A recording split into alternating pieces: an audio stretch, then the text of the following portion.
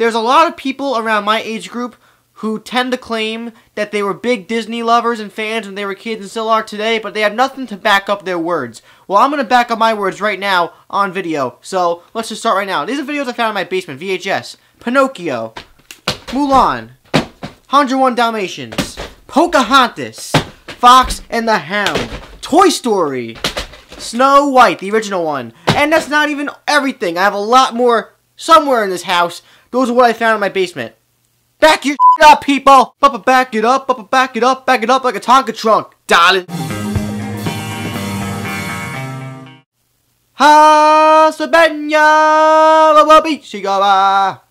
Hey everybody, welcome to MaffmanJones Movie Reviews.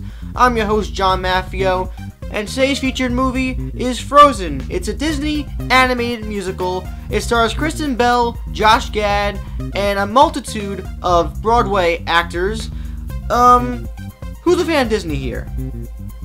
Of course, everybody. If you're not a fan of Disney, even if you're past the age of whatever, you're a cold person.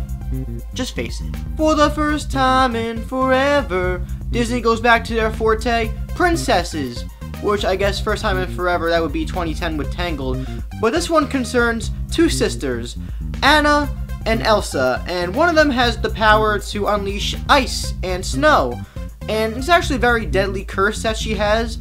And on one night, both sisters are playing in the ballroom, and Elsa accidentally almost kills Anna.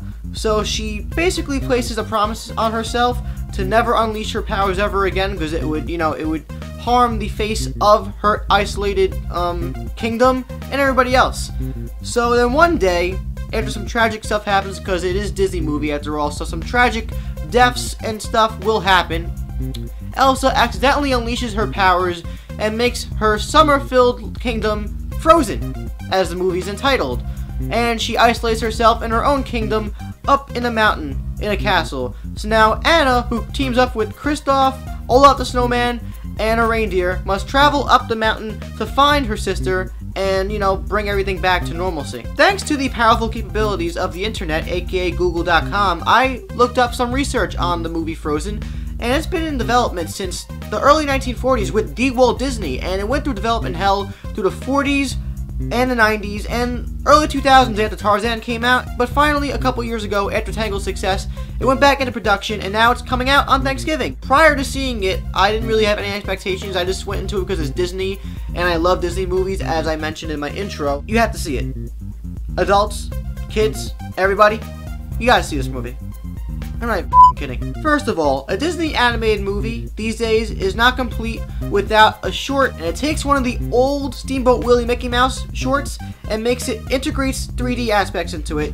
It's fantastic. The voice acting all around is top notch. Everybody has great personalities that are distinguished from one another. Kristen Bell and Josh Gad are the only real actors per se in the movie, and they're both great. Kristen Bell plays the original protagonist, Princess Anna, and she's very clumsy, she's quirky and witty, and she's all over the place, but she's really cute. If you've seen most Disney movies, you know that Disney has a great history with supporting characters. For example, the Sebastian from Little Mermaid, from Lion King, Timon and Pumbaa. This one is Olaf the Snowman.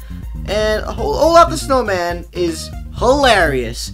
He's a snowman who dreams of summer, which is ironic. He's so funny.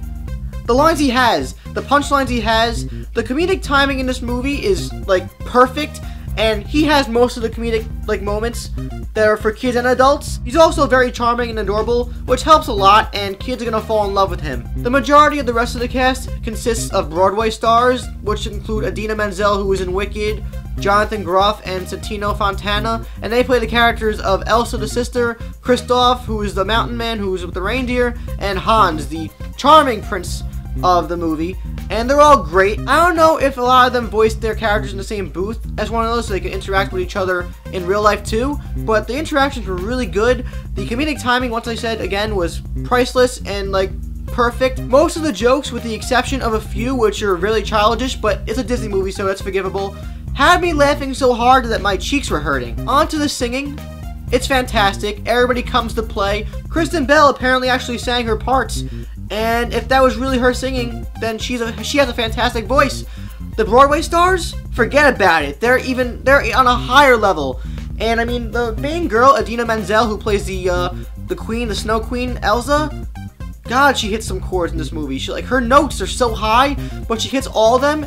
The music also is incredibly memorable. There are like 4 or 5 songs in this movie that I still can't get out of my head. Going into the animation, it's stunning, it flows well, it's very beautiful, and it's aesthetically impressive. The snow and the hair effects in this movie are mind-blowing. No matter what kind of animation it was, 2D, 3D, whatever, it wouldn't harm the movie. And that, in credit, goes to the characters and the overall story, which let's get into the story more now. The conflicting sibling relationship between Anna and Elsa is very deep and emotional and genuine and heartfelt.